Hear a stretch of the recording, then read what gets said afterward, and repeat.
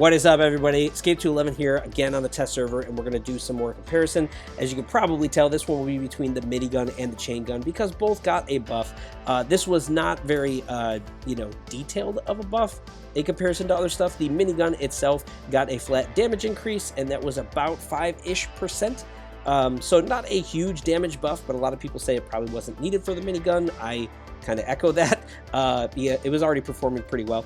But yeah, got a little bit of a damage buff, and then we have the Chaingun, which has been performing horribly, and it got a pretty significant damage buff, about 20-ish%. So pretty darn solid on this one, and a lot are asking, thinking, is this one that you can consider? I know I have, because I have a Chaingun 8 and I'm curious to use it on my free-to-play account, but I wanted to compare these at mid-game and then like a late-game scenario. I don't really think the 6 or the 16 are worth it. Super early and then super late don't tend to do well for sustained damage style weapons like this, so I wanted to focus on the 8 and the 12 for mid-game and late-ish games, so here we go. So if we start with mid-game and we look at the Chaingun 8, this weapon overall performs pretty good. This one is one, as a sustained weapon, is going to have a lot of exposure, but where this comes in at mid-game, you don't have those super bursty end-game weapons like the sniper weapon, so this can perform decently for that space. You have a lot of fun mowing stuff down. Now, this isn't necessarily the greatest one for availability because it's a paid weapon, and as an 8 energy weapon, it's going to have somewhat limited application as a mid-tier weapon. You're not going to necessarily take this toward endgame. It also has some reliance on implants. This benefits, of course, from damage and reload, but this also has a speed up or a build up type implant, and that usually is better later on. Until then, you kind of want to pre-fire sometimes because you'll then be able to get the speed of the ammo where you want it to be able to kill stuff, but that means you're going to waste some ammo. So you want to be aware of that, or like poke out at the right time, especially if you have a good shield, so that you can, still do good damage on your opponents, even if your build-up time isn't quite there yet. But overall, a pretty solid weapon.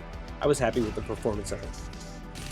Now, when we move over to the Minigun 8, I do think this performs slightly better. First of all, in the category of availability, it's slightly better because it's available on the Gear Hub for in-game currency.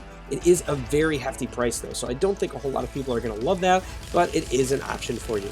I also like the opportunistic nature of this weapon, one where if you find multiple enemies that you can deal with, you should be able to take them out. That's harder to do with the Chaingun, especially because it has that build-up time that it has to worry about, but it just has less in the chamber. Now, this does have a much longer reload, so you're going to have more downtime in between fire, so you want to be aware of that or try to get the implant to offset it.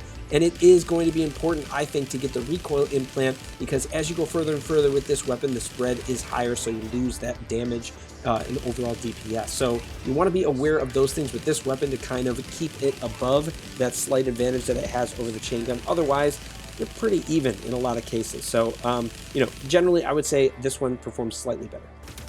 When we get into the late game and we're looking at the 12 energy weapons, this is where it's a little bit harder for both of these weapons. Now, looking at the Chaingun, it has still a decent amount of sustain. Like I said, this is similar in a lot of ways to where the Grav Beam is, and I think it actually could compete in the same kind of space as the Grav Beam for like a general purpose bot killing weapon in a lot of ways. So I do think that that has been a lot better and far improved for this weapon just from the damage buff, but I don't really think it's going to perform super well when you're thinking of PvP. So it's going to struggle a little bit there and probably won't be a top choice for people. And again, just because of the availability right now, because it's a paid weapon, even less reason to go after that as opposed to like going for the Grav Beam or something else. So I do think that there are a bit of shortcomings, but as this one becomes more available to people on the Gear Hub, it might be one that's worth considering for people just because I think it performs decently well, especially if you get some good implants for it.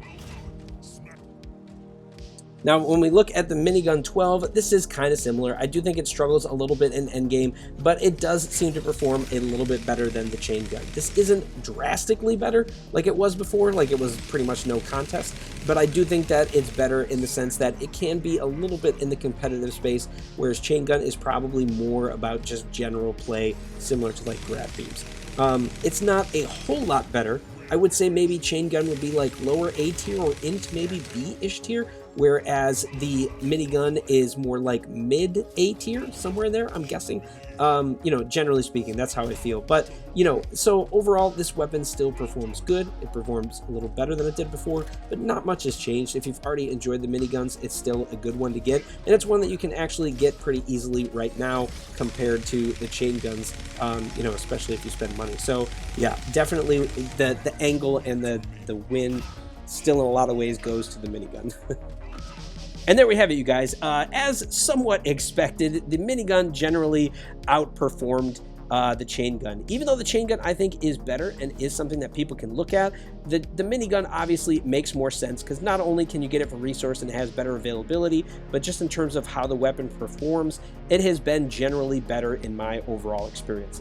What I do find interesting is how they also have different uses of different implants, which we kind of went over. So I think that, like, the idea with both of these weapons is very similar. I do find it odd that the Minigun 12 actually will get more max range when you completely max it out, even though it's generally about keeping your target closer, whereas the chain gun has better accuracy long-term and more optimal range, but that's kind of a minor thing. Again, these weapons generally feel pretty similar in their overall thought and function. Just an oddball item that I thought was kind of interesting. Either way, you guys can let me know your thoughts about these weapons after the changes below, and we'll see you out there on the battlefield.